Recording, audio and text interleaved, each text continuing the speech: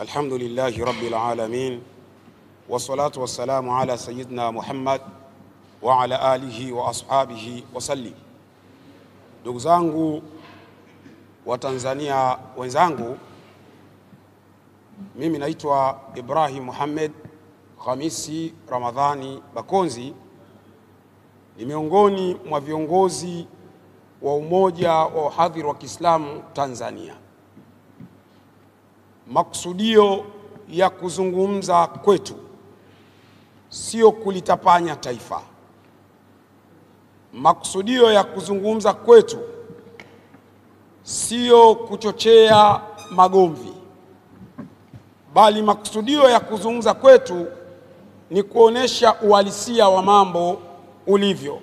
Ili ndio lengo la maksudio ya mazungumzo yetu, lakini pia kutoa fikra nini tunahisi kikifanyika tunaweza kurudi katika hali salama. Hayo ndio maksudio ya kuzungumza kwetu. Mengi wenzangu wamezungumza, lakini katika mijadala mingi iliyokuwa ikiendelea kabla hata kufikia tarehe ya uchaguzi, ilikuwa ni viongozi wa dini, hususani dini mbili, kuonesha kwamba jamii yao wanaigawa kwa utaratibu upi. Kwa mfano, kuna viongozi wa dini wengine walikuwa wakijielekeza kwa Mungu atujalie tuwe na amani katika taifa letu. Wakawa wanatokea wengine wao wanasema hapana, haiwezekani amani bila haki. Sasa kuna swala moja la kuelewa. Mimi naamini kama haiwezekani amani bila haki, basi na hakika mpaka hivi ninavyozungumza, toka miaka mingi ya nyuma Tanzania kusingekuwa na hiyo inayoitwa kwamba ni kisiwa cha amani. Isingekuwepo. Kwa nini nasema isingekuwepo? Maana yake haki kwenye jamii ya Watanzania, kuna jamii imepewa haki zaidi na kuna jamii imenyimwa haki zaidi. Kwa tafsiri hiyo, maana yake kama haki ndio ingekuwa msingi wa amani, basi Tanzania isingeitwa kisiwa cha amani, isingeitwa. Kwa nini nasema hivi? Katika nchi yetu ya Tanzania, kabla sijaja kwenye kuhitimisha nini tunashauri, katika nchi yetu ya Tanzania kuna mkataba au Memorandum of Understanding, MOU, ambayo hii imeandaliwa kati ya kanisa, maaskofu wa kanisa na serikali ya Jamhuri ya Muungano wa Tanzania. Mkataba huu unahusika kwenye bajeti ya elimu na bajeti ya afya. Kila mwaka unaposikia bajeti inasomwa ya elimu, kuna mabilioni ya fedha wanapewa maaskofu kupitia hiyo bajeti. Ukisikia bajeti ya afya inasomwa, kuna mabilioni ya fedha yanatolewa wanapewa baraza la maaskofu. Hii maana yake nini? Hii ina maana kwamba kodi yangu mimi Muislamu inayochukuliwa ya wafanyabiashara wa Kiislamu inayochukuliwa, fedha ile kuna kundi moja limejitenga kuisubiri na kuichukua. Na hoja inayotumika ni nini? Inatumika hoja kwamba kanisa Katoliki linatoa huduma ya afya, kanisa Katoliki linatoa huduma ya elimu, kwa sababu hiyo lina haki ya kupata fedha kutoka serikalini. Sasa twende kwenye hali ya kawaida. Shule gani ya kanisa Katoliki ambayo ukienda wewe kumpeleka mtoto wako unalipa ada sawa na serikali? Shule gani? Nitajieni shule moja tu. Shule zote za makanisa Katoliki ada yao haina tofauti na shule za private. Kwa nini pesa ya Watanzania wote wapewe watu ambao ni kikundi kawajanja fulani kamekaa kanachukua hiyo pesa, alafu anakuambia haki? Kama ni haki inatakiwa izungumzwe kwa mapana. Hauwezi kuzungumzia haki kwenye jambo unalolipenda wewe tu. Kama ni haki ianze kwenye maeneo hayo. Haumwezi kuwa nyie ni kundi mnadhulumu wengine, mnajinufaisha nyie, alafu mnazungumzia haki. Haki ya namna gani? Hiyo ni haki imejengwa kwenye misingi ipi? Sio kwamba haya mambo tunayapenda. Niseme ukweli, yanatukwaza sisi Waislamu. Tunaumia kama ni elimu. Kwani Waislamu hawana shule? Wana shule ngapi wamejenga? Mbona hawapewi hela? Wanapewa Katoliki, kodi ya Watanzania wote. Alafu leo wanataka kujifanya eti wao ni watu wa haki. Wao ni wazi tu, sio watu wa haki. Ni dhulma wanaifanya. Kama ni watu wa haki, wasimame sasa waseme toka mkataba ule umeingiwa mwaka 1900 kama sikosei ni 96 kama sikosei au 92, kitu kama hicho. Toka wameingia mkataba ule, manake waziri alikuwa Luasa wakati huo, toka wameingia mpaka leo wawaambie Watanzania wamechukua fedha za walipa kodi wote kiasi gani. Waseme ukweli tujue, je, ni watu haki? Vijana wanakosa mikopo, wanafika pahala wanasoma katika mazingira magumu, lakini kuna wajanja fulani ambao Tanzania nzima wako kama 1,000,000, lakini wenyewe hawa watu zaidi ya taifa lenye watu zaidi ya 60,000,000 na ushe, lakini hawa watu 1,000,000 hawa na kidogo tu wanachotewa fungu la fedha za walipa kodi wote wanapewa wao, lakini serikali imetulia na inaendelea. Haya mambo tunataka serikali wajue yanatuuma sana. Ukisoma katika Memorandum of Understanding kuna kipengele kimewekwa cha kipuzi na kijinga, eti serikali isijenge hospitali za rufaa maeneo ambayo kanisa lina hospitali. Yani manake wanatengeneza mpaka biashara kwamba kama serikali ina uwezo wa kujenga hospitali ikatoa huduma kwa watu wake, wenyewe kwenye mkataba wanaitaka serikali isijenge hospitali, na ikijenga wanaihoji, maana mnavunja mkataba, mnajenga hospitali sehemu si tuna hospitali. Hai, hawa ni watu wema hawa? Wana wema gani hawa? Someni historia. Kila kwenye migogoro Afrika kanisa Katoliki linahusika namba moja. Nenda kaangalia vurugu ya Kongo, vita iliyopigana siku 3 wakati wa Pierre Bemba. Nani alikuwa chokochoko? Kanisa Katoliki. Nenda kaangalie maandamano ya juzi Kongo, nani alikuwa chokochoko? Kanisa Katoliki. Nenda kaangalie mauaji ya Afrika ya Kati, nani alikuwa chokochoko? Kanisa Katoliki. Nenda kaangalie Rwanda, nani alikuwa chokochoko? Kanisa Katoliki. Njoo uangalie sasa nani chokochoko? Kanisa Katoliki. Tunaposema moja ya tatizo katika taifa letu udini, tusiache kusema ukweli. Udini Tanzania huko, tunaweza tukadanganyana tu pembeni kwamba unajua hakuna udini, tunazungumzia haki, sio mambo ya udini. Sio kweli, uongo. Udini huko tena kwa kiwango kikubwa. Takupeni mfano. Kenya Wakristo ni wengi kuliko Waislamu Kenya, lakini turudi Tanzania. Sensa ya kwanza ya mwaka 1967 Waislamu walionekana kwenye sensa hiyo wako zaidi ya 60%. Mwalimu Nyerere baada ya sensa hiyo akaondoa swali la dini, kwamba msiulizane kwamba dini gani, kwa maana dini haitusaidii kitu. Akaondoa lile swali, kukaa hakuna swali la dini mpaka leo. Tafsiri, kama tunachukua sensa ya kwanza iliyokuwa na swali la dini, inaonyesha Waislamu walikuwa wengi kwa zaidi ya 60% enzi hizo. Sasa tujiulize katika maswali ya kawaida, kama South Africa Waislamu ni wachache, Uganda Waislamu ni wachache, Kenya Waislamu ni wachache, kote hizi nchi nimestaja kuna mahakama ya kadhi. Njoo Tanzania, kwa nini serikali ilipotaka kuwapa mahakama ya kadhi mwaka 2005 walipoweka kwenye ilani yao ya uchaguzi kwamba watawapa Waislamu mahakama ya kadhi, wakamtuma Bernard Membe alipokuwa waziri wa mambo ya nje aende akafanye tafiti, aangalie je, mahakama ya kadhi ina madhara gani. Membe akaja bungeni akasema mahakama ya kadhi haina madhara yoyote. Kardinali Pengo akasema na mimi naunga mkono, haina madhara yoyote. Ndipo alipotokea Gojima akamtukana Pengo, amekula maharage ya Mbeya, amechanganyikiwa, amekuwa mwehu, akamtukana matusi Pengo. na teki ikaunga mkono kukataliwa mahakama ya kadhi, na serikali ikawasikiliza. Tumenyimwa mahakama ya kadhi. Jambo la Waislamu, mnapozungumzia haki, ni haki ya namna gani? Kwani Waislamu hawana haki ya kufaidi matunda ya taifa lao ambalo wamelipigania? Wametafuta uhuru wa taifa hili, hawana haki hiyo? Wenye haki hiyo ni Wakatoliki.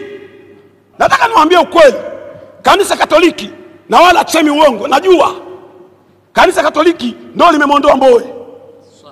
Kwani hatujui mpango si umepangwa hapa Msimbazi Center? So wamekaa hapa wakamwondoa Mbowe kwa mikakati na mipango, kwa sababu yeye ni KKT. Wakatengeneza mkakati wakamuingiza Lissu kwa mipango yao na mikakati yao. Nani ajui? Tunajua. Alafu kanisa Katoliki wana swali moja ambalo mpaka leo hawajajibu. Dr. Slaa alipokuwa katibu wa teki alitueleza kwamba, angalieni clip mtasiona, alisema yeye aliziwia silaha zilizokuwa zinataka kuingizwa katika kanisa kupitia kanisa Katoliki. Swali mpaka leo Wakatoliki hawajajibu. Hizo silaha alizoziwia Dr. Slaa alipokuwa akiwa katibu wa teki zilikuwa zinapitishwa na nani? Na ndani ya kanisa huyo mtu alikuwa anataka kupitisha alikuwa anashirikiana na nani? Na hizo silaha zilikuwa zinakwenda wapi? Waje wajibu hilo swali kama wao ni watu wa haki. Mnazungumza haki gani? Haki gani? Sitaki kuuliza swali la silaha zina matumizi gani, kwa sababu silaha kazi yake ni kuua au kuvunja au kuharibu, au ndio hizo silaha za tarehe 9. Tuambiane ukweli, kama nyinyi ni watu wa haki mngeanzia hapo kuambia umma kwamba tulikuwa hizi silaha zilikuwa zinapishwa na mtu fulani, huyo mtu alikuwa anawasiliana na padri fulani, huyo mtu tukamziwia. Bwana mtaji. Tunajua moja ya chokochoko ni bandari. Tunaelewa everything, kila kitu tunajua. Tunajua mambo ambayo wizi unaofanyika pale bandari unaobarikiwa na kanisa Katoliki. Tunajua, sio kwamba tujui. Msifikiria hao Waislamu wa leo ni wale wa miaka ile. Sasa hivi sisi ni educated, tumeenda shule, tumesoma tena sio sehemu moja, tumesoma dini, tumesoma sekula. Kama mnadhani sisi ni wajinga, basi mmepoteza maboya. Sisi sio wajinga, tunaelewa. Na kwa kuwa tunaelewa, msitumie hoja kwa ajili ya malengo yenu. Unajua Wakatoliki wanajifanya wana akili sana. Wanataka kutumia mgogoro huu uliotokea wa tarehe 29 kwenye uchaguzi. Lengo na makusudio ni nini? Unajua wanataka kutumia huo mgogoro kwa lengo la kutimiza lengo lao lililoko nyuma ya pazia. Tunaelewa hilo. Hatusemi kwamba ni haki watu kufa. Hapana, kila mtu ana haki ya kuishi na uhai wake unahitaji kuthaminiwa, kila mtu. Lakini tunapaswa kujiuliza mwanzo wa tatizo ni wapi? Tunajadili tatizo bila kuangalia chanzo. Chanzo ni haya matamko ya kuhamasisha watu, ndio chanzo. Haya matamko yanapo, kwa mfano leo nasema, tafsiri yake ni nini? Wahadhiri wanatusikiliza, sisi ndio viongozi wao. Kigoma jana wameandaa taratibu za kuandaa kikao kwa taarifa zote, maana yake mikoa yote tumepeleka taarifa wafanye vikao, na tumewapa agenda na nini cha kusimamia. Maana yake nini? Kama sisi viongozi wao tunaweza kufanya, na watu wajue wahadhiri sisi hatujawahi kupoa. Kwa sababu mimi siogopi si jela si nini. Mimi nishakamatwa kwenye mihadhara hii zaidi ya mara 22. Hao wenzangu pia usiseme. Kwa hiyo hakuna mtu anaogopa. Kwa hiyo sisi wengine nimekwambia hatuna hela. Kwa hiyo sisi hata tungekuwa nazo hela sio kitu cha thamani kwetu. Thamani kwetu hiyo haki mnayosema, basi iwe haki kweli, sio uongo. Jambo lingine, angalieni matukio ya wizi kwenye nchi. IPTL akaunti ya Tegeta Escrow, katika majina yaliyotajwa kuiba hizo hela, benki iliyoshiriki kuiba hizo hela, benki ya kanisa inaitwa Mkombozi, au mmesahau? Miongoni mama askofu waliotajwa Kilaini milioni 80, Kalamba Mpaka leo hawajarudisha hela hawa, na wengine wametajwa mpaka leo hela hazijarudi. Hela za wajile jasho waweza kuwa wanalipa kupitia umeme, hela imeenda, kuna wajanja fulani wameenda wamekaa wameipiga hiyo hela. Kama wao ni watu wa haki, watuambie wamechukua hizo fedha za nini. Ukiangalia kuna shirika linaloitwa Sikiliza, walitoa ripoti yao. Katika ripoti yao inasema serikali imepoteza zaidi ya bilioni 670. Shirika la Sikika lile, zaidi ya bilioni 670 wamepoteza. Kwa nini? Kutokana na misamaha ya kodi, zaidi ya bilioni 670. Wanaoongoza kwa misamaha ya kodi kwa eneo hili ni kanisa Katoliki. Misamaha ya kodi ya magari makubwa wanaoyatumia haya hawalipi kodi. Wanaingiza vifaa vya ujenzi hawalipi kodi. Tukienda hospitali kwao hela nyingi, mashuleni hela nyingi, afu wao wanasimama mbele za watu, sisi ni watu wa haki. Haki gani? Nyie ni haki au nyie mnatengeneza mipango ya kunufaika? Tunasema hivi, this time hatuwezi kuwa silent, hatuwezi kukaa kimya. This time tumejipanga kabisa, na mtaona kama nafikiri masara hao watakaoingia sasa waingie, alafu mtasikia kitakachotokea. Mtasikia wala tutanii. Tumejipanga kweli kweli, kwa sababu tunahitaji nchi kweli iwe na amani, lakini tuheshimiane. Sisi sio kwamba tunaitetea serikali, lakini tunashangaa, mbona hii haki haitetewi kwa usawa? Mbona watu hawa, akiwa Muislamu akifanya jambo linaweza kweli ikawa ni baya, kwa sababu mwanadamu akifanya nini? Hajakamilika. Lakini mbona nguvu inayotumika hawaitumii nguvu ya namna hiyo akiwa Mkristo tena Mkatoliki?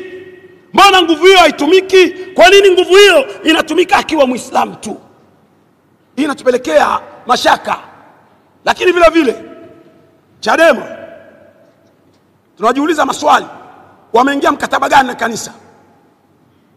Na hii wala sio masara. Sisi kwa mwenendo wa Chadema tutaanzisha harakati maalum ya kuipiga vita kwa Waislamu isiungwe mkono, na tunaweza na tuna njia za kuongea na waumini wakatuelewa. Kwa nini? Kwa sababu tunaona wametengeneza bond kati ya Chadema na kanisa Katoliki. Kama kuna kamkakati fulani kanatengenezwa baina yao kwa ajili ya maslahi. Sasa mtu yoyote akikupambania lazima kuna namna ya kulipa fadhila. Sasa isije ikawa kuna mikataba ya siri ambayo imefanywa baina ya kanisa Katoliki na Chadema. Inawezekana. Kwa namna hiyo hatuwezi kukubali. Ili taifa ni la kwetu sote. Taifa hili la Wakatoliki, Waanglikana, Wasabato, Waislamu wa madhehebu yote, wote kwa ujumla, ili ni taifa letu. Nini sasa? Kwa kuelekea kumalizia, niseme kuna jambo moja muhimu sana. Kwa kumalizia, watu wanaweza kuuliza, mnashauri nini? Cha kwanza, sisi tunaamini kwenye mazungumzo. Mazungumzo yanajadili mambo mengi. Kama tuna shida ya katiba, maana yake kwenye mazungumzo tutajadili. Kama ni tume huru ya uchaguzi, kwenye mazungumzo tutajadili. Kwa hiyo mimi nataka niseme tujadili kwenye mazungumzo. Kwa mazungumzo yawe na nia njema. Sio kuna mtu mmoja anaitwa Malisa. Yule Malisa ametangaza kwamba ana kamati yake inaitwa kamati ya maridhiano ya taifa. Sasa tujiulize maswali. Huyu Malisa ndio alikuwa mjumbe katika halmashauri kuu ya CCM. Huyu Malisa ndio mtu wa kwanza kumpinga Mama Samia asiwe nani? Rais. Leo huyu anapataje kibali cha yeye kuwa ndo sehemu ya kutengeneza kamati aliyakuwa hata kabla ya machafuko tulikuwa tunajua lengo lake na nia yake? Alafu kone hayo maelezo yake, kamati yenyewe ilivyoundwa ndo kichekesho. Kamati imeorozesha maaskofu na wachungaji, alafu wakamchukua Sheikh Ponda wakamdumbukiza pale ili angalau watu waseme na Ponda yumo. Lakini wachungaji zaidi ya 8, maaskofu wamejaa. Hiyo ni kamati ya kitaifa, kamati ya kanisa. Hamwezi kutengeneza kamati ya kanisa alafu mnasema hii ndio kamati ya kitaifa. Alafu tamko lake nini? lile alikuwa anasema hata kabla ya machafuko, Mama Samia ajiuzuru, asipojiuzuru basi atakiona cha mtema kuni. Sasa tunasema mwaka huu njooni alafu mtaona nini tunakwenda kufanya. Hamtaamini. Kwani hayo mambo mnayafanyia mbinguni? Si kwa mitaa yetu hii. Sasa subirini. Wala tutani. We are serious. Kwa hili jambo. Tunatoa tahadhari hii ili baadaye wasije kusema hatukusema. Narudia tena. Tunatoa indhar, tahadhari hii ili baadaye wasije kusema hatukusema. Tunaanza operation maalum ambayo itakuwa ni operation ya mikoa, na tunawashukuru sana baadhi ya wadau wetu wa umoja wa hadhiri wa support uwezo wa kuzunguka Tanzania. Tunawashukuru sana, Mungu awalipe. Maana yake tunaanza operation, na katika operation yetu hiyo itakuwa inaenda na vikosi maalum vya kazi. Hatutani, tunaenda kufanya hiyo kazi. Tuko tayari kwa lolote this time. Kama wanataka amani, tuko tayari kwa amani. Turudi tuangalie changamoto zilizoko. Kama shida ni katiba, tushughulikie swala la katiba, tupate katiba ambayo Watanzania wataridhika nayo. Kama shida ni tume huru ya uchaguzi, tushughulikie tume huru ya uchaguzi ambayo Watanzania wataridhika nayo. Kama kuna makando ya hapa na pale, yashughulikiwe kwa nia njema la kuunganisha taifa, sio kwa nia ya kumkomoa mwingine. Kama tunazungumzia adhabu za mauaji kwa watu waliopita, tuanze kwa Mkapa, kwa sababu tunajua viongozi wako hai. Sumai yuko hai mpaka leo. Tuanze kwa Mkapa, wakina Sumai wote waende jela kwa mauaji ya Zanzibar. Tuwakamate mmoja, alafu tuje mpaka kwa Nyerere waliokuwepo nzile. Maki wapo tunawajua, japo ni wazee sana, lakini hatia sitakuwepo. Tuanze hapo sasa. Sio tu tunazungumza vitu kwa ajili ya kubebana na kuangalia wengine kwa thamani yao na kwa ajili ya kuwabeba wengine. Ndugu zangu, namaliza kwa kusema kwamba ni lazima ifike pahala sasa taifa hili lisiwe taifa la kikundi fulani ndio kanaonekana kana heshima, ndio kanaonekana kanasema mambo ya maana wakati kuna wengine wanaonewa. Nawashukuru sana ndugu waandishi wa habari wa Tanzania mlotusikiliza, lakini tunasema ndio kwanza tumeanza kazi. Yaani leo tumefungua kazi yenyewe inaendelea sasa. Mtaona kitakachotokea kama haitatumika busara ya kulijenga ili taifa. Wa ulauna wa assalamu alaikum wa rahmatullahi wa barakatuh.